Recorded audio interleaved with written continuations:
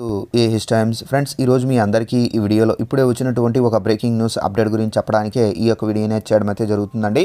So ఆ breaking news update ఏంటంటే, సంక్రాంతి రోజే మనకు మహిళలకు సంబంధించి 3 పథకాలకు సంబంధించి ఇక్కడ శుభవార్త ప్రకటించారు. అయితే మహిళలకు సంబంధించి 1500 రూపాయలు, అలాగే 3 గ్యాస్ సిలిండర్లతో పాటుగా మనకు ఉచిత బస్సు ప్రయాణాన్ని అయితే కల్పిస్తున్నామని చెప్పి శుభవార్త ప్రకటించారండి మరోసారి. సో దానికి సంబంధించిన పూర్తి వివరాలు తెలియజేస్తాను. సో వీడియోని స్కిప్ చేయకుండా లాస్ట్ వరకు చూసి తెలుసుకోండి. అలాగే ఒక చిన్న రిక్వెస్ట్, ఈ వీడియో నచ్చినట్లయితే లైక్ చేసుకుని మన ఛానల్ సబ్స్క్రైబ్ చేసుకుని ఫాలో అవుతండి. ఏపీలో అప్డేట్స్ అనేది తెలియజేస్తుంటాను. అయితే దీనికి సంబంధించి మనకు ఇప్పుడే ఒక నోటిఫికేషన్ అయితే వచ్చింది. ఒకసారి ఆ నోటిఫికేషన్ మీకు చూపించి క్లారిటీగా ఎక్స్ప్లెయిన్ అయితే చేస్తాను. ఇదండి నోటిఫికేషన్. ఇక్కడ చూసుకున్నట్లయితే మనకు టీడీపీ పార్టీ అధ్యక్షుడు నారా చంద్రబాబు నాయుడు గారు మహిళలను ఉద్దేశించి మరోసారి మా ప్రభుత్వం అధికారంలోకి వస్తే గనక మహిళలకు సంబంధించి ఇవన్నీ మేము ఉచితంగా అయితే ఇస్తామని చెప్పేసి వెల్లడించారండి.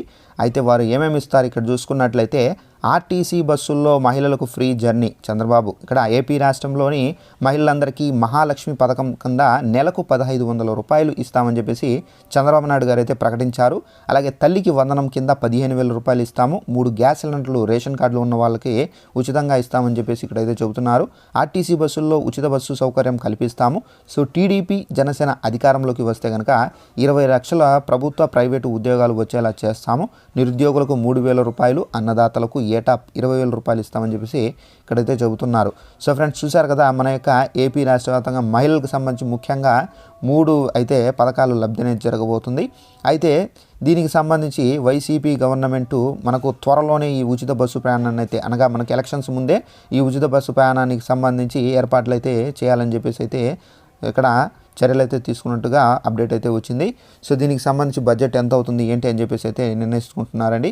సో ఇదండి మనకు ఉన్నటువంటి అప్డేటు. ఏ ప్రభుత్వం వచ్చినా మళ్ళీ ఫ్రీ బస్సు ఉంటుంది. అలాగే మళ్ళీ మనకు పథకాలు అయితే ఉండే అవకాశం అయితే చాలా వరకు ఉన్నట్లుగా కనిపిస్తుంది. సో వీడియో నచ్చినట్లయితే లైక్ చేసుకోండి. అలాగే రేషన్ కార్డు అనేది తప్పనిసరిగా ఉన్న వాళ్ళకు మాత్రం ఇవైతే వర్తిస్తాయండి. నచ్చినట్లు లైక్ చేసుకొని తెలియని వాళ్ళు కూడా షేర్ చేసి వాళ్ళు కూడా తెలియపరచండి. Thanks for watching this video.